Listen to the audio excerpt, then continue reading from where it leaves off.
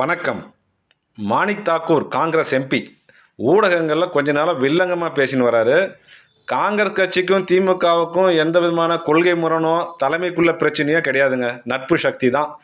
உங்களுக்கு வெளியே போனோம் நிறையா சீட்டு கிடைக்கணும் ஆசைப்பட்டீங்கன்னா ஆஃபர் இருக்குன்னா கலைஞர் சொன்ன மாதிரி நண்பர்களாக இருந்தோம் நண்பர்களாய் பிரிவோம் அப்படின்னு சொல்லிட்டு ஜென்டலாக போங்களேன்.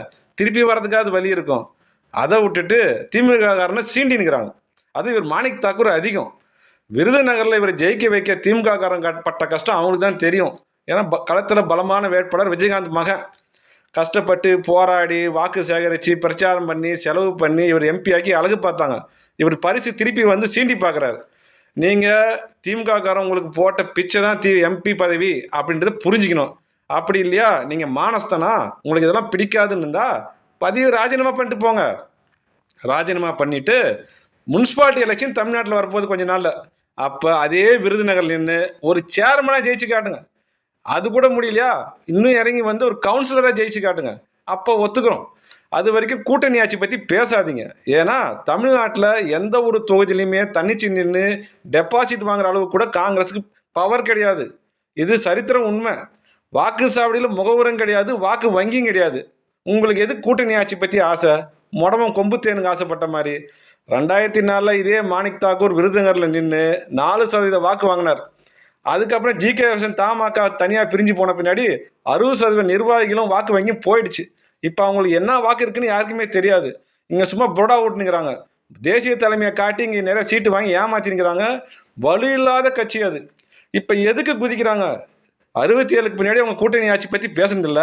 இந்த எலெக்ஷனில் எதுக்கு குதிக்கிறாங்கன்னா விஜய் அவர் வந்து கூட்டணி ஆட்சி பங்கு தரன்ட்டாராம்.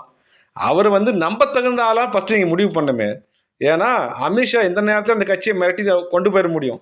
அப்போ நீங்கள் என்ன பண்ணுவீங்க? செந்தில் வந்து கவுண்டமணி கப்பலில் வேலை வாங்கி தரேன்னு சொன்ன கதை தான் உங்களுக்கு ஆக போகுது. அவரை வச்சு இவங்க என்ன கணக்கு போகிறாங்கன்னா கேரளாவிலையும் பாண்டியிலையும் தெலுங்கானாலையும் வந்துடும்னு நினைக்கிறாங்க. கேரளாவில் மம்முட்டி மோகன்லால் நின்னாவே ஓட்டு போட மாட்டாங்க. அவரோட தேசம் அப்படி. சினிமாக்காரங்களாம் ஓட்டு போட மாட்டாங்க. தெளிவான மக்கள். விஜய்க்கா ஓட்டு போட போகிறாங்க. பாண்டிச்சேரி வந்து பலன் இருக்கும் தான். ஆனால் விஜய் எப்படி நம்புவீங்க? இப்போவே சொல்கிறாரு அவர், நான் வச்சே வெடிக்குது சேலத்தில், கூட்டணி சதுருது அப்படின்னு சொல்கிறாரு.